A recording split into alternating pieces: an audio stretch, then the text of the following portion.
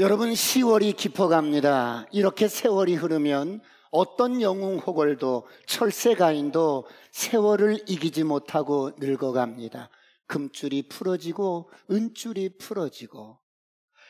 오늘 한 시대에 하나님께 쓰임받았던 사무엘이 어느덧 늙었습니다.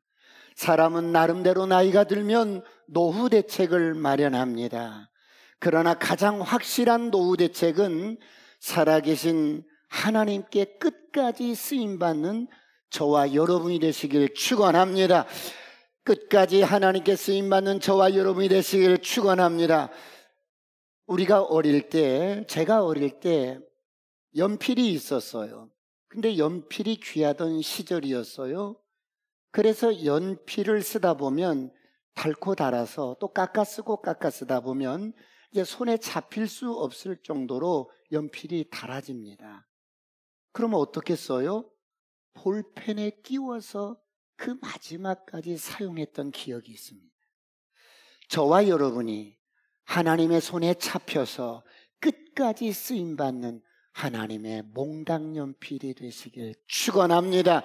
하나님이 잠깐 쓰시다가 노후에는 버려져지는 인생이 아니라 우리 인생 노후까지 하나님께서 저와 여러분을 쓰시다가 닳아질 때까지 쓰임받는 저와 여러분이 되시길 축원합니다. 지난 시간에 위대한 지도자라는 제목으로 몇 가지 말씀을 드렸습니다. 세상에서 위대한 지도자는 돈을 많이 번 사람이 아니고 어떤 성과를 낸 사람이 아니고 인류 발전을 위해서 공헌한 사람이 아니고, 여러분, 한 영혼, 아무것도 모른 채 죽음으로 가는 한 영혼, 세상이 나에게 꿈을 주고 돈을 주고 행복을 약속하는 것 같아서 세상 길로 가는 한 영혼을 주께로 인도하여 영원한 생명을 가질 수 있도록 구원하는 일이 가장 위대한 일입니다. 할렐루야. 사무엘이 역사의 무대 위에 등장을 해서 사무엘이 가장 먼저 선포한 것이 첫 번째가 하나님과의 관계의 회복이었습니다. 인생의 모든 성공과 실패, 모든 문제는 바로 하나님과의 관계에서 파생이 됩니다. 하나님과의 관계가 회복되기를 축원합니다. 축원합니다. 하나님과의 관계가 회복되기 위해서는 회개하고 돌이키는 것입니다. 내가 내 뜻대로 살았던 내 삶을 돌이켜서 하나님을 바라보는 것입니다. 오늘 이런 은혜가 있기를 축원합니다. 회개하면 하나님의 임재가 느껴지고, 회개하면 어떤 인생일지라도 모든 실패를 성공으로 바꾸는 유일한 지름길이 회개하는 것입니다. 그렇다면 왜 사무엘이 백성들을 미스바에 소집했을까요? 두 번째, 잃어버린 언약을 갱신하려고 소집을 합니다. 여러분, 우리는 저들과 다릅니다. 우리는 이방인들과 다른 하나님의 언약의 백성입니다. 천지가 없어져도 하나님이 하신 언약과 하나님이 하신 말씀은 세세토록 변함없습니다. 할렐루야. 그래서 하나님의 은혜와 하나님의 사랑을 항상 잊지 말고 살 수 있도록 매주일 교회로 여러분 불러서 하나님의 이 사랑을 다시 한번 리마인드 시켜주고 약속을 갱신시켜 줍니다. 사람이 살다 보니 너무 바삐 살아요. 부모 탯줄에서 끊어지면서부터 요즘 애들은 바빠요 이렇게 여러분 말을 배운대요. 그래서 하나님의 사랑도 잊어버린 채 살아가고 은혜도 잊어버린 채 삽니다. 그러나 하나님은 우리를 잊지 않으십니다. 할렐루야. 나는 너를 잊었을지라도 너는 나를 잊었을지라도 나는 너를 잊지 아니한다. 그러므로 스바냐서 3장 17절은 이렇게 말씀해요. 다 같이 합독합니다. 시작. 너의 하나님이 여호와가 너의 가운데에 계시니 그는 구원을 베푸실 전능자이시라.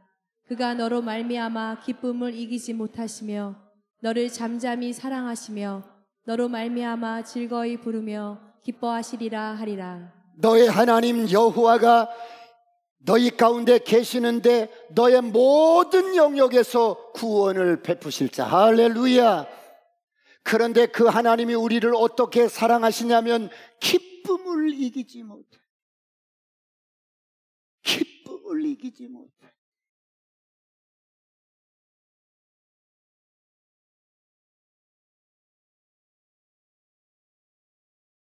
하나님께서는 저와 여러분을 보실 때 기쁨을 이기지 못해. 내가 돈이 없어도, 내가 스펙이 없어도, 내가 어떤 환경에 있든, 내가 어떤 모양으로 살든 하나님의 그 얼굴빛이 나를 향하여 기쁨을 이기지 못해. 이런 하나님을 잊지 말고 사시길 축원합니다.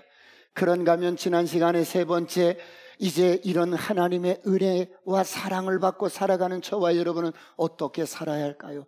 하나님이 가장 소중하게 여기는 영혼을 돌보는 리더가 되어야 돼요.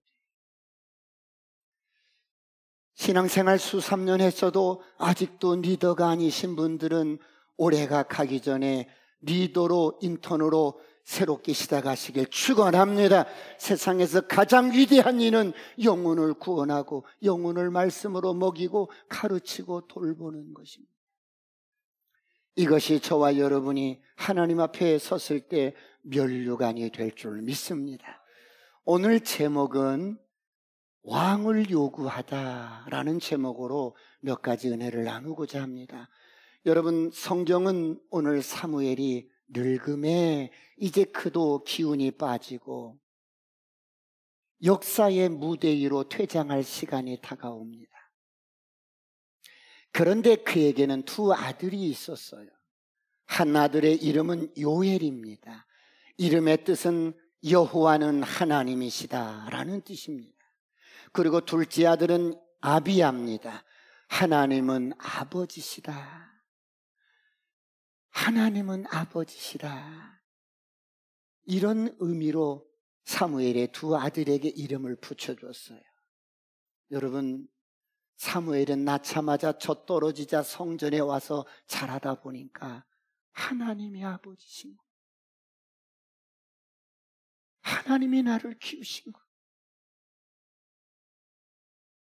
그래서 그 아들의 이름에 그런 뜻의 이름을 붙인 거예요. 그런데 여러분, 부모는 자식을 낳으면 기대를 해요.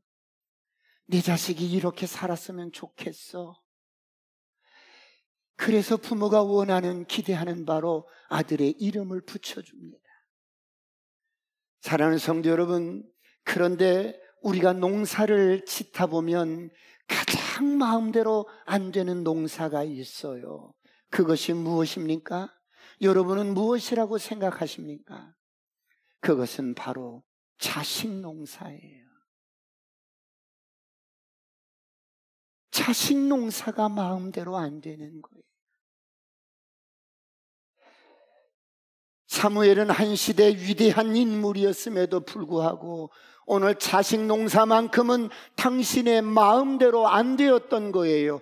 그래서 우리 다 같이 오늘 본문 1절로 3절까지 다 같이 합독합니다. 시작. 사무엘이 늙음에 그의 아들들을 이스라엘 사사로 삼으니 장자의 이름은 요엘이요 차자의 이름은 아비야라. 그들이 브엘사바에서 사사가 되니라.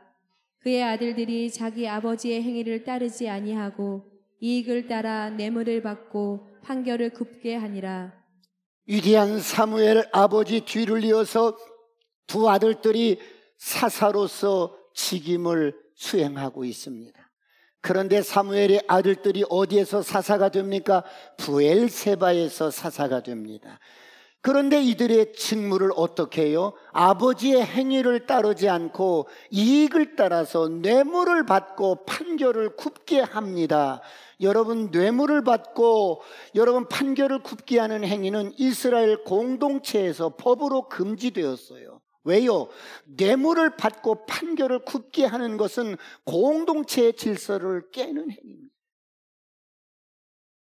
돈이 있으면 무죄고 돈이 없으면 유죄가 되는 이런 여러분 불공평한 것들을 없애기 위해서 절대 뇌물을 금지했던 거예요. 그런데 다른 사람도 아닌 사무엘의 아들들이 아버지와는 다르게 뇌물을 자꾸 착복하는 거예요. 여러분, 성경에는 이런 아들들의 행동으로 말미암아 아버지가 불행을 겪는 경우가 더러 있어요. 사무엘상 1장에 나오는 엘리 제사장에게는 두 아들 흠니와 비느하스가 있어요. 이들은 어때요? 하나님께 드리는 예배를 짓밟고 하나님을 무시하고 멸시합니다. 백주의 성막에서 성폭행을 합니다. 여러분, 흠니와 비느하스는 아버지 엘리가 영적이지 못하고 신령하지 못하고 변변하지 못한다고 해서 그럴지라도 오늘 사무엘은 한 시대의 위대한 선지자였어요. 탁월한 지도자였어요. 그런데 그런 사무엘의 아들들이 왜 아버지를 본받지 않고 타락을 할까요? 여러분은 왜 그렇다고 생각하십니까? 모든 인간은 죄인이기 때문에 그래요. 그런가 하면 당신의 아들들이 당신의 행위를 따르지 아니하고 사무엘은 사사로서 일생 동안 흠없이 깨끗하게 살아왔어요. 그런데 두 아들이 그렇게 살지 못해요. 왜요? 자식 농사는 내가 짓는 것이 아니라 하나님의 은혜로 짓는 거예요.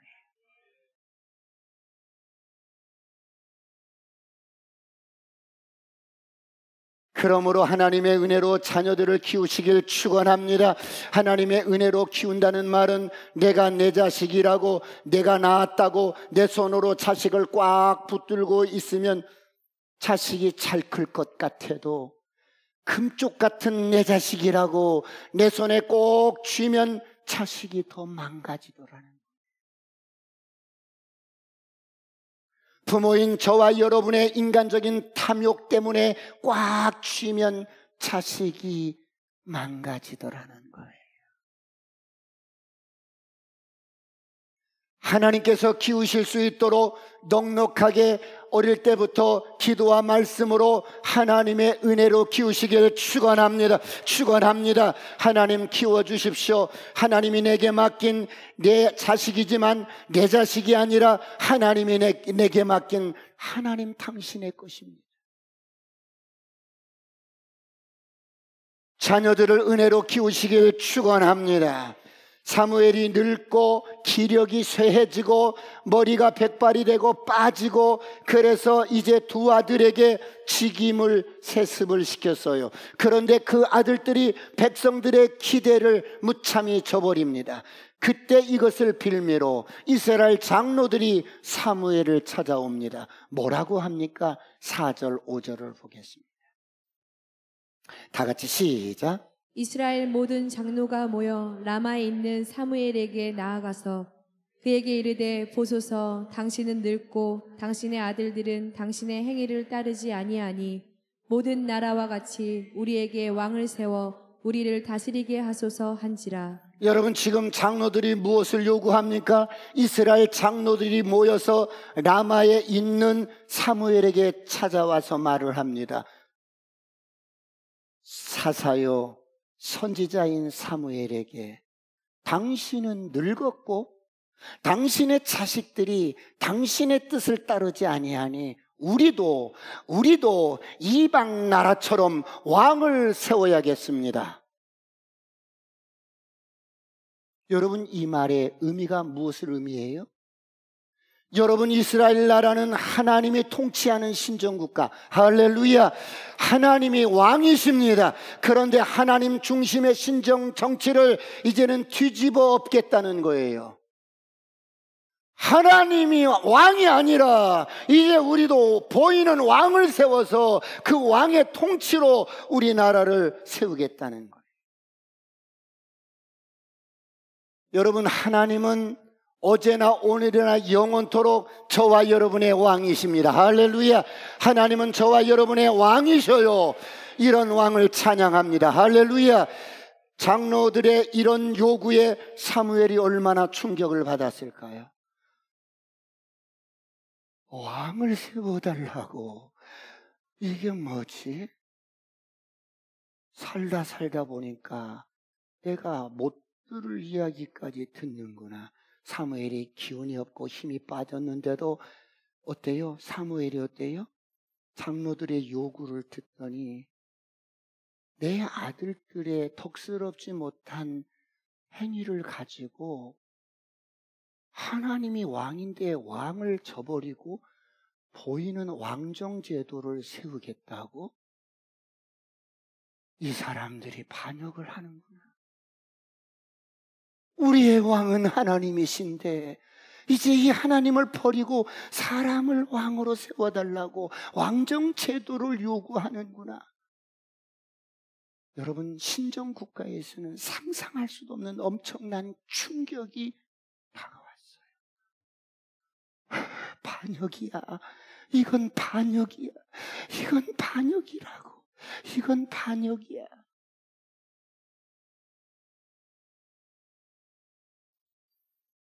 사무엘의 마음이 무너집니다. 여러분, 부모에게 가장 약한 게 뭔 줄 아세요? 여러분의 가슴에 가장 연약한 부분이 뭐예요? 자식 문제를 들고 나올 때. 자식 문제를 들고 나올 때 부모는 가장 무너지는 거예요.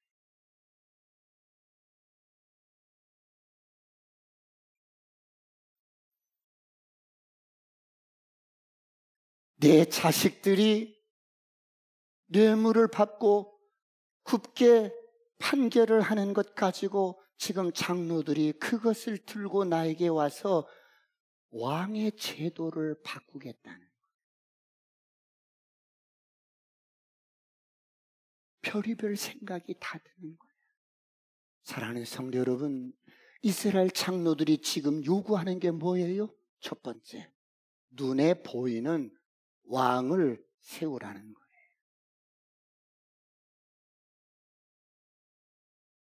이제 보이지 않는 하나님을 왕으로 삼고 섬기는 거 질렸다고.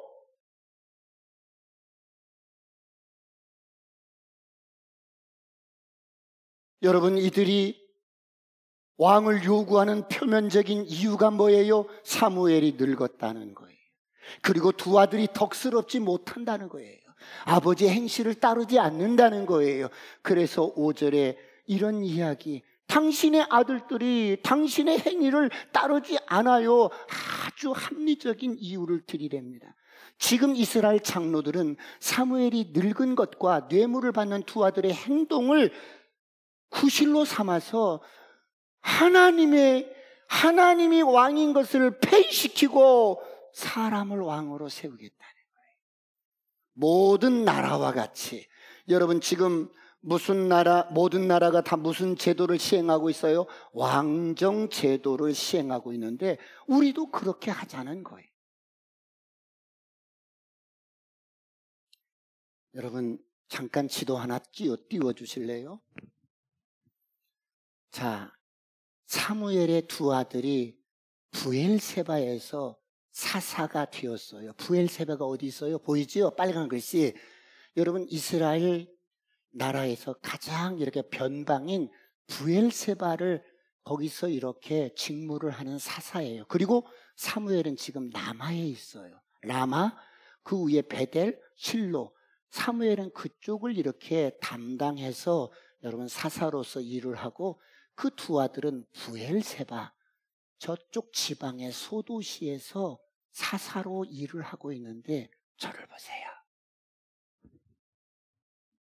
지금 이스라엘 장로들이 서로 담합을 해서 마치 부엘세바에서 작은 소도시에서 사무엘의 아들들이 하는 그것을 가지고 이스라엘 전체가 다 그러는 것처럼 학대를 시켜가지고 주장을 하는 거예요. 보세요. 당신 아들들이 이렇게 덕스럽지 못한 행동을 하는 거 온 이스라엘이 다 원하는 거예요. 이렇게. 여러분, 저를 보세요. 사람의 이 죄성이, 어떤 사람이 참 괜찮은 사람이야. 이 사람 참 괜찮은 사람인데 어느 날 나에게 실수 하나를 했어요. 그 실수 하나 한 것 가지고 이 사람 전부 매도시키는 거야. 저 사람 못된 사람이야. 저 사람 아주 못된 사람이야. 이렇게 전체를 아주 매도시켜버리는 거예요. 여러분, 이스라엘 장로들만 그럴까요? 오늘 우리도 그러지 않습니까? 내 주관적인 생각 하나를 가지고 이스라엘 온 나라가 그래요. 이렇게 부풀려서 과장시켜서 말하잖아요. 이들이 그런 거예요.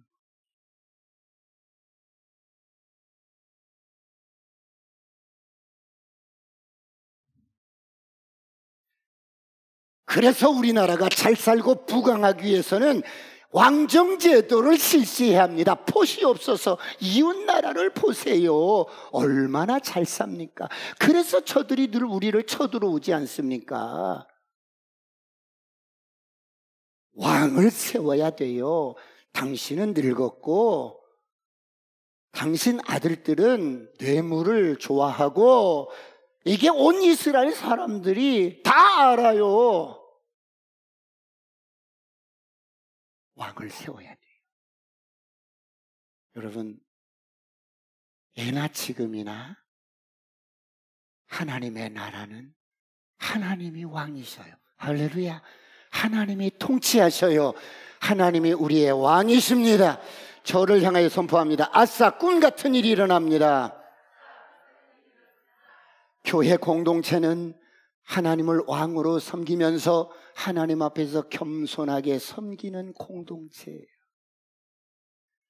그런데 오늘 이스라엘 장로들은 무엇을 요구합니까? 왕을 요구하는 거예요. 보여지는 왕을 요구합니다.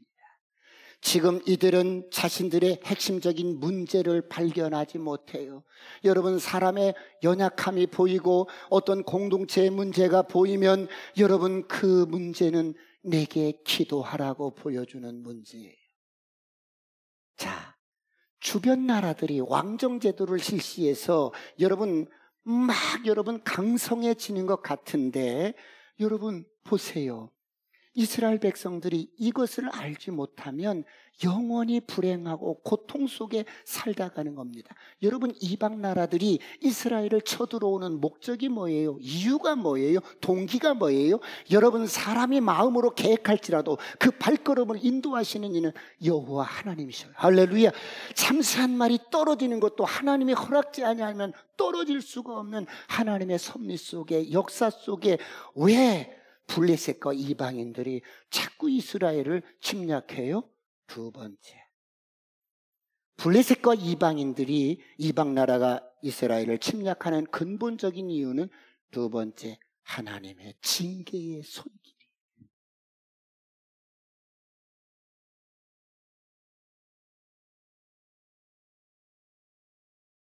여러분, 사람은 영적인 존재입니다. 할렐루야.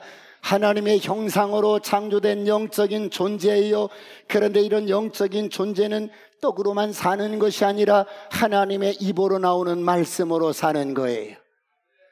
그런데 여러분, 이 영적인 허기가 채워지지 않으면 자꾸만 세상 것을 채우고 세상 것에 집착하고 세상 것을 더 많이 가지기 위해서 세상이 주는 물을 먹고 마시지만 여전히 갈증나고 여전히 허기가 져요.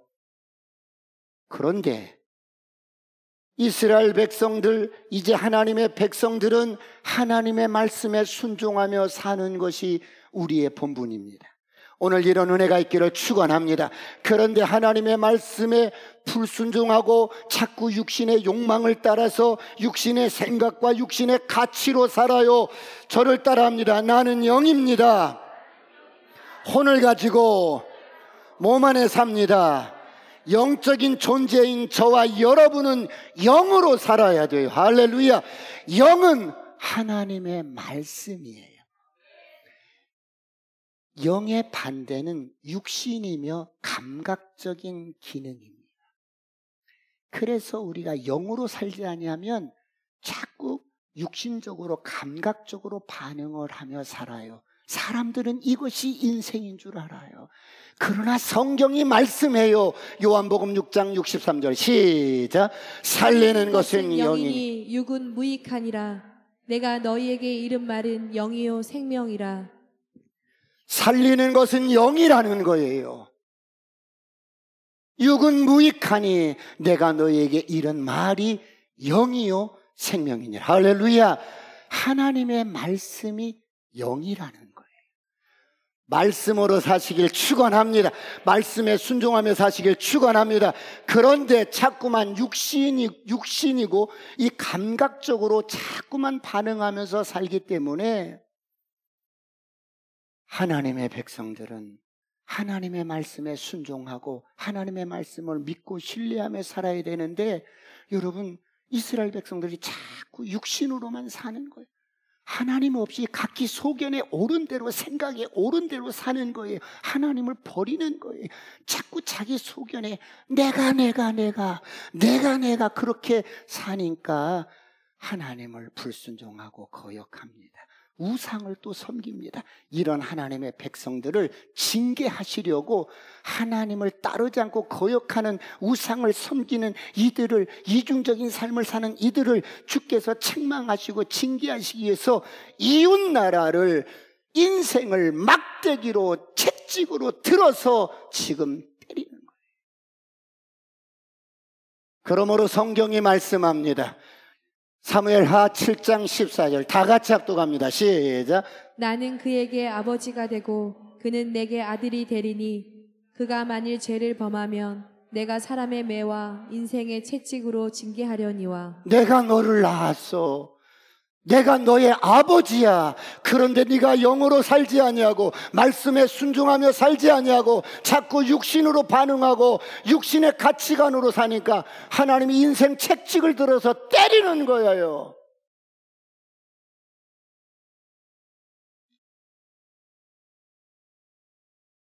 블레셋을 몽둥이로 때리는 거예요. 이방 나라를 몽둥이로 들어서 때리는 거예요.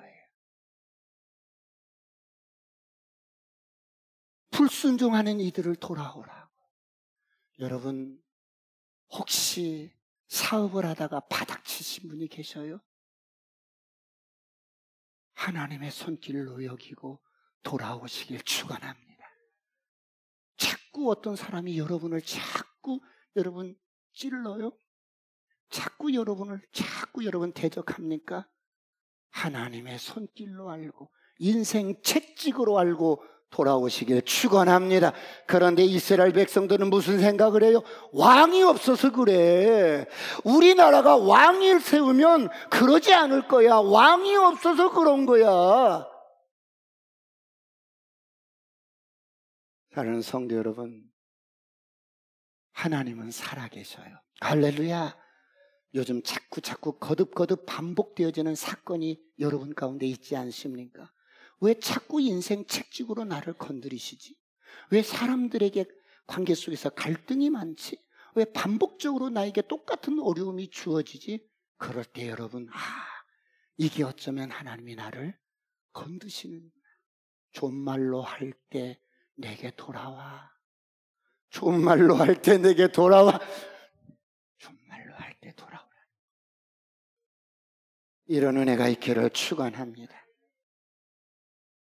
사무엘은 한평생 직무에 있어서 깨끗하게 살아왔는데 늙었어요. 자식들이 덕스럽지 못하다고 이제 장로들이 왕을 세우자고 합니다. 여러분, 이런 사건을 경험할 때 사무엘이 얼마나 마음이 무너졌겠어요.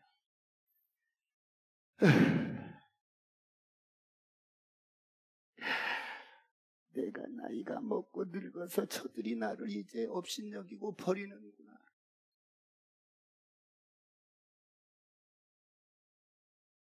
토사구팽.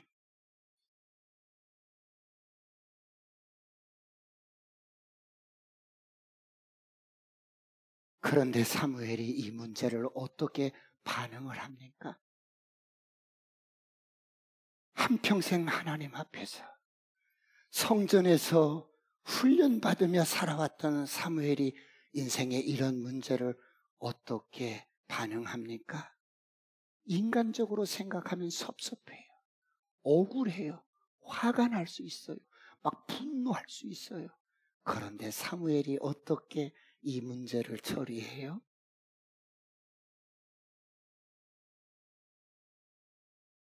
하나님 앞에 기도합니다. 하나님,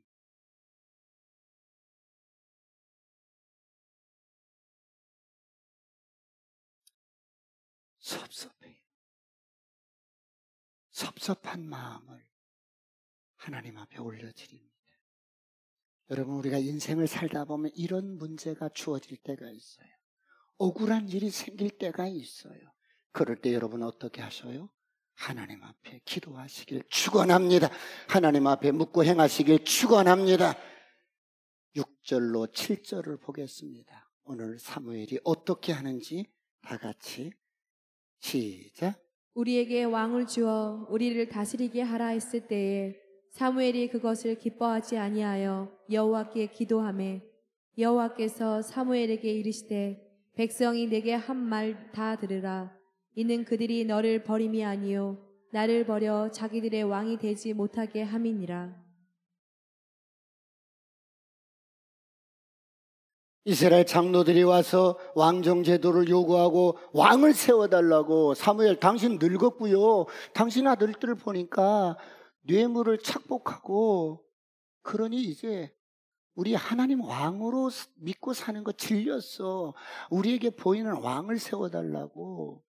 그럴 때 사무엘이 하나님 앞에 이 문제를 가지고 나와서 기도하는데, 여러분, 이스라엘 장로들이 왕을 구하는 동기가 뭐예요? 세 번째, 하나님께서 음성을 들려줍니다. 뭐라고 해요? 너를 버리는 게 아니라 나를 버리는 거야. 이스라엘 장로들이, 이스라엘 백성들이 왕을 요구하는 것은 사무엘 너를 버리는 게 아니라 나를 버리는 거야.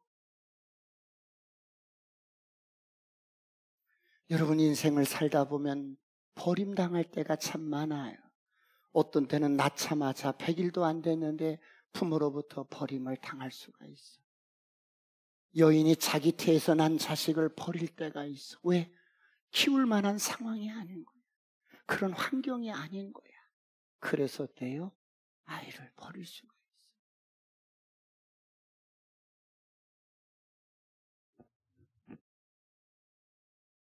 경우에 따라서, 환경에 따라서 내가 살기 위해서 배신할 수가 있고 사람을 버릴 수가 있어요.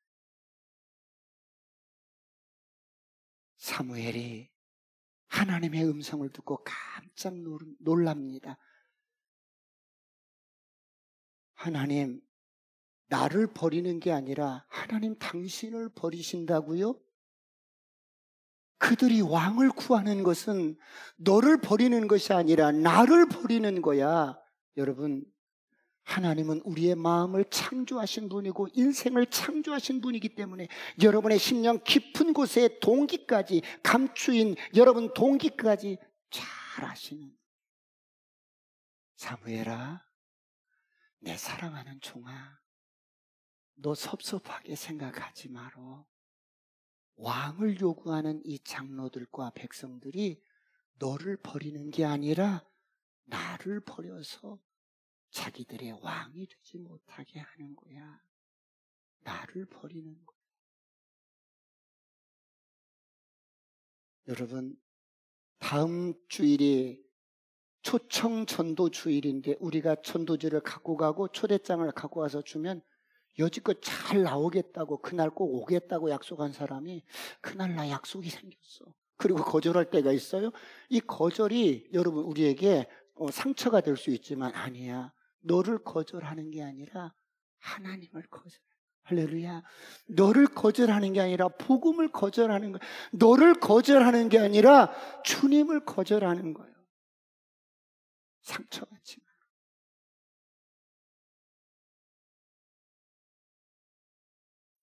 그러면서 주님이 애정리를 추억을 해요. 8절을 보겠습니다. 8절 다 같이 시작.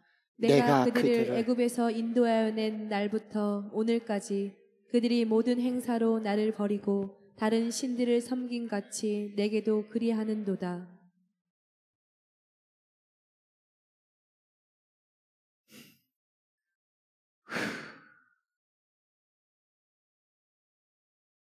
이스라엘 백성들, 애굽에서 종살이 하던 그들, 죄의 종노릇 하던 그들, 아무런 소망 없이 바람처럼 왔다 가는 그런 인생들을 불러내던 날부터, 애굽에서 구원하던 날부터 그들은 모든 행사로 나를 버렸단다, 나를 배신해 왔단다.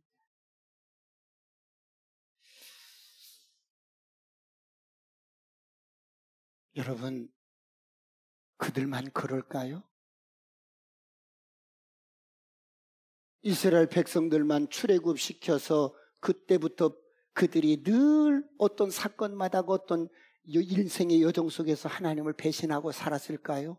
오늘 저와 여러분은 어떠세요?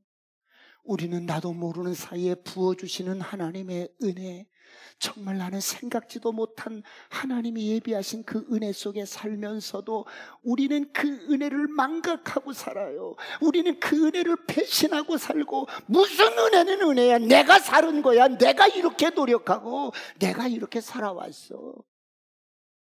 그러지 않나요? 우리가 여러분 일반적으로 하나님 앞에 짓는 죄 가운데 가장 기본적인 죄가 뭐냐면 은혜를 망각하고 사는 거예요.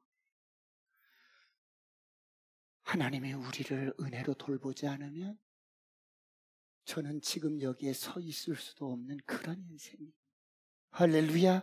수많은 위험들이 비껴가고 수많은 여러분 죽을 고비들이 비껴가는 그런 은혜였어요. 돌아보세요. 당신 물에 빠졌을 때 누가 건져준 줄 아세요? 하나님의 은혜였어요. 그때 길 가는 사람이 사람이 빠져서 여러분 다가와서 건져줬는데 하나님이 보내신 사람이, 할렐루야. 모든 것이 하나님의 은혜로 사는데 우리는 그 은혜를 망각하고 배신하고 사는.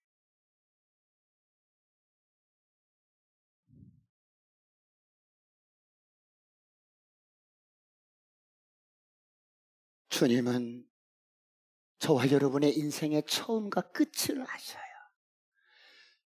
모든 인류 역사의 태초부터 태말까지 한눈에 보고 계시는 하나님이 오늘 그분의 섭리와 역사 속에 믿음으로 잘 살고 하나님을 왕으로 삼고 멋지게 살아가시길 축원합니다.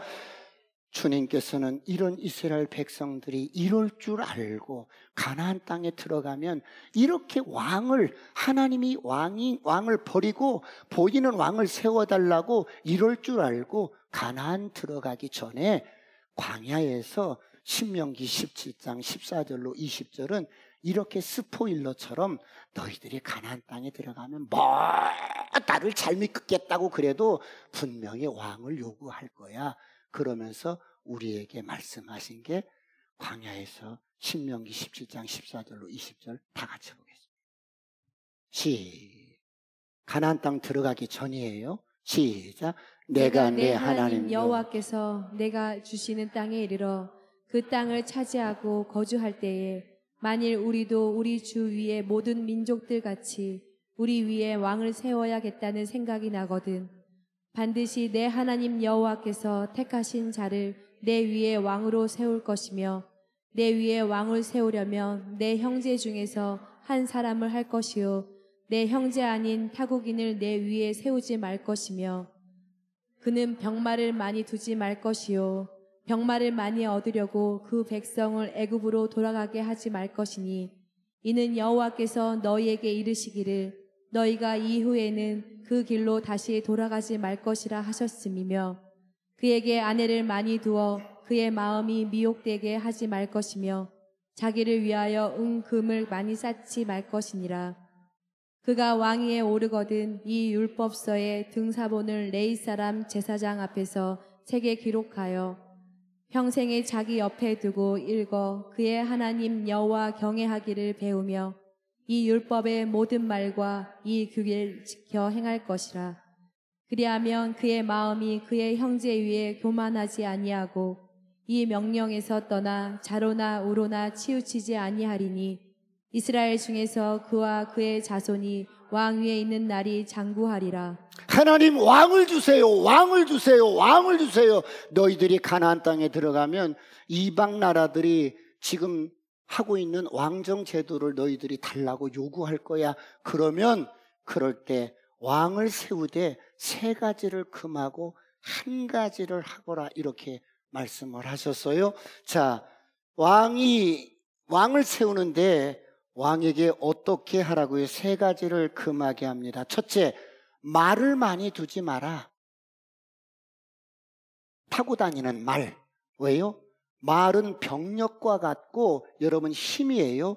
그래서 전쟁에서 말을 생포하거나 포획하면 말의 힘줄을 잘라 인대를 끊어버린 거예요. 왜? 힘을 못 쓰게.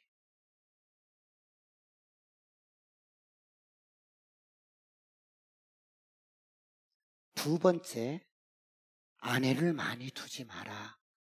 왕은 여러분 온 나라에 내가 왕이에요. 자기를 위해서 못할 게 뭐 있어? 그래서 자기를 위해서 모든 것을 다 할 수 있어요. 그런데 아내를 많이 두지 마라. 왜요? 순수하게 남녀가 사랑해서 만나서 결혼하는 게 아니라 이때 왕들은 정략적인 결혼을 해요. 그래서 정치적으로 종교적으로 결혼을 해서 우리나라를 더 튼튼하게 침략 없이 연합해서 이방 나라와 정략적인 결혼을 하는데 이방 나라의 공주들을 내 아내로 이렇게 삼아요. 그러면 이들이 올 때 그들이 믿는 신을 가지고 오는 거예요. 우상을 가지고 오는 거예요. 그러면 여러분, 남자는 여자를 이길 수가 없어. 혹시라도 이번 초청잔치 때 아내 따라 나오는 남자들은 장수할 줄 믿습니다. 장수할 줄 믿습니다. 아내를 이기려고 하지 마요.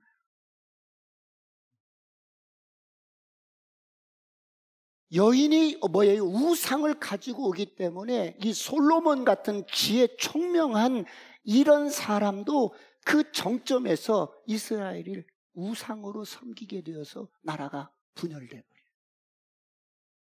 비빈과 첩첩을 1000명이나 거느리고 살면서 우상 천지가 된 거야. 정체성이 사라져버린 거야. 정체성이 무너지니까 하나님도 바알도 아셀에서 천지가 우상. 왕은 절대로 아내를 많이 두지 말라는 거예요. 그럼 목사님 2명이면 어때요?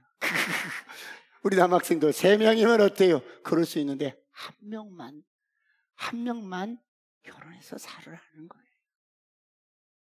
세 번째는 은금을 많이 쌓아두지 마라. 은금은 세상에 가장 고귀한 가치로 여기는 것들이에요. 이것들을 쌓아두지 말라는 거예요. 그런 것들을 의지하지 말라는 거예요. 그러면 한 가지는 뭔데요?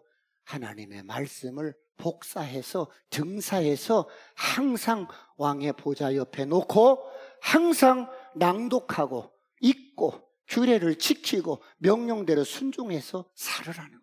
이런 은혜가 있기를 축원합니다. 축원합니다. 저를 향하여 선포합니다. 아싸, 꿈 같은 일이 일어납니다. 그래서 하나님이 이스라엘 백성들이 요구하는 지금 왕정제도, 그래 왕을 세워라, 허락을 해요. 왜 허락을 해요? 저를 보세요, 여러분.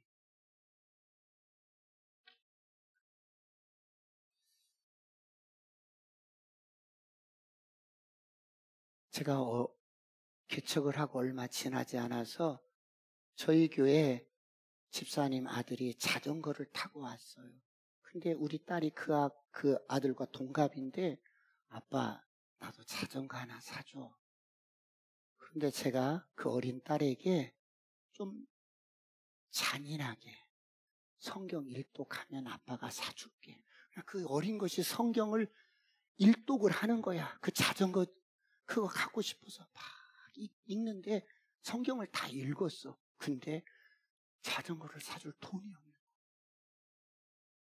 돈이 없는 거야. 그래서 딸아 조금만 기다려봐. 아빠가 사줄게. 나는 지키고 싶은데, 약속을 지키고 싶은데, 다 해주고 싶은데 능력이 안 되는 거야. 그래서 어느 날 신방을 이렇게 전도를 하고 가는데 저쪽 송죽 초등학교에서 그 집사님 아들이 자전거를 타고 가는데 우리 딸아이가 자전거 뒤에를 잡고 졸졸졸졸 따라가는 거야. 한번 타보고 싶은데 양보를 안 해주니까 이렇게 따라가는 거야. 그래서 제가 렛츠도 하고 이렇게 불렀어요. 그랬더니 저를 딱 보면 옛날 같으면 아빠 하고 뛰어와서 막 안길 텐데 이렇게 보더니 그냥 닭본 듯하고 그냥 자전거를 따라가는 거예요. 여러분, 그런데 그렇게 꼭 필요한 것은 부모가 어떻게 해서든지 해주고 싶어도 그러지 못한 거. 예를 든다면 정말 이건 안 되는 것인데 왕을 세우는 것은 안 되는 거야. 내가 왕이야. 그런데 하나님께서 왜 허용을 해줘요?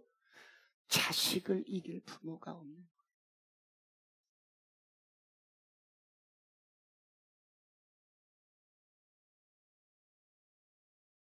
자식이 밥 안 먹고 땡깡 부리고 죽겠다고 그러면 부모가 그 자식의 뜻을 허락을 하는 거예요.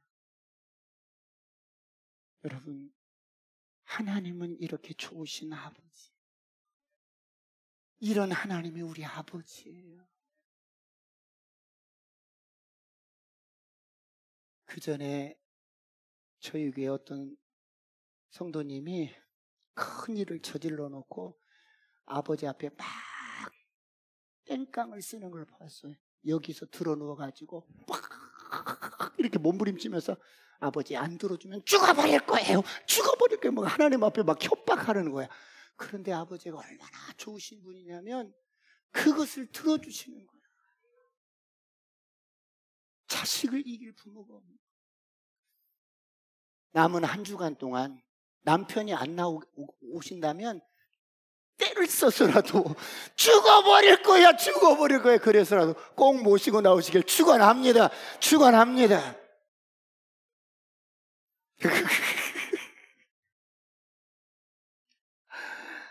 우리 19절 20절 보고 제가 말씀을 마무리하겠습니다. 19절 20절 다 같이 시작. 백성이 사무엘의 말 듣기를 거절하여 이르되 아니로소이다. 우리도 우리 왕이 있어야 하리니 우리도 다른 나라들 같이 되어 우리의 왕이 우리를 다스리며 우리 앞에 나가서 우리의 싸움을 싸워야 할 것이니이다 하는지라. 사무엘이 신명기서에 있던 말들을 쭉 이렇게 다시 한번 리마인드 시켜주면서 이래도 왕을 요구할 거야? 이래도 왕을 세우겠느냐? 그랬더니 그래도 우리는 왕을 세워야겠습니다. 여러분 고집을 보세요. 사람들의 고집, 인간의 고집은 경험해 보지 않으면 말을 듣지 않아요. 말을 듣지 않는다고요. 인간의 탐욕은 여러분 고집은 갈 때까지 가봐야만이 하나님의 뜻이 아닌 것을 알고 거기에 멈추는 거야.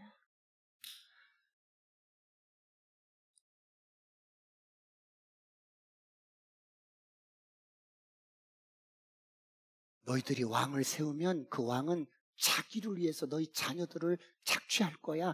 너희 좋은 그 농산물들을 가져갈 거야. 자기를 위해서. 그래도 우리는 왕을 세워야겠어요. 그러는 거예요. 21절, 22절 보겠습니다. 다 같이 시작. 사무엘이 백성의 말을 다 듣고 여호와께 아뢰매 여호와께서 사무엘에게 이르시되 그들의 말을 들어 왕을 세우라 하시니 사무엘이 이스라엘 사람들에게 이르되 너희는 각기 성읍으로 돌아가라 하니라. 그래, 왕을 세우자. 왕을 세우는 것을 허락하노라. 장로님들에게 돌아가서 각기 성읍에 가서 이 사실을 알리라고 그럽니다. 여러분, 인간의 역사는 되풀이가 돼요. 우리의 삶도 그래요. 그런데 이렇게 연약한 인생을 주님은 기다려주고 실수하고 경험해서 깨달을 때까지 기다려주고 이런 인간의 모든 죄와 허물을 온전히 담당시키기 위해서 하나님께서는 진정한 왕을 준비하셨어요. 그 진정한 왕이 누구예요? 그 아들 예수 그리스도를 먼 훗날에 이 땅에 보내셔서 죄 많고 고집스럽고 허물 많은 저와 여러분 한 분 한 분을 대신해서 십자가에서 온전히 담당하시고 죽음을 이기시고 부활하신 주님이 우리의 영원한 왕이 되어주셨습니다.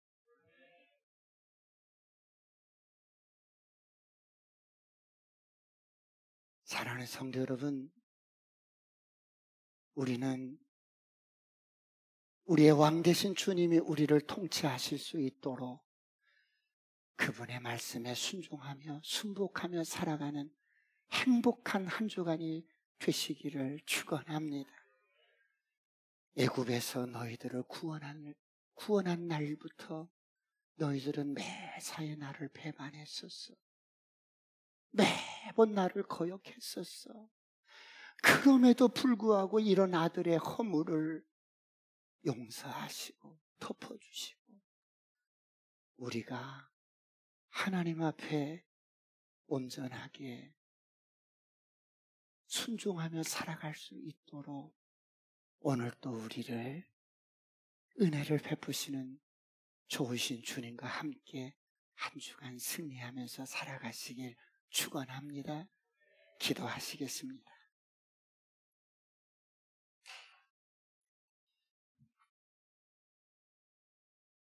다 같이 한번 통성으로 기도할 때 하나님 이런 좋으신 아버지가 우리 아버지예요. 내가 비록 부족하고 연약해도 허물 많지만 하나님은 능치 못함이 없으니 이런 나를 회복시키고 고치시고 주님 온전하게 하나님 나를 세워주시고 나를 축복해 주옵소서. 주여 삼창하시고 통성으로 간절히 기도하시겠습니다.